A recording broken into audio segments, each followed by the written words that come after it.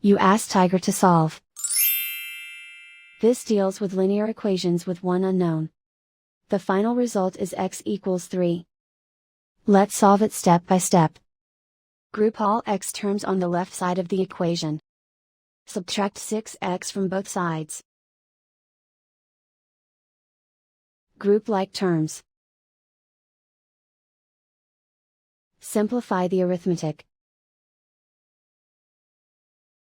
Group like terms. Simplify the arithmetic. Group all constants on the right side of the equation. Subtract 8 from both sides. Simplify the arithmetic.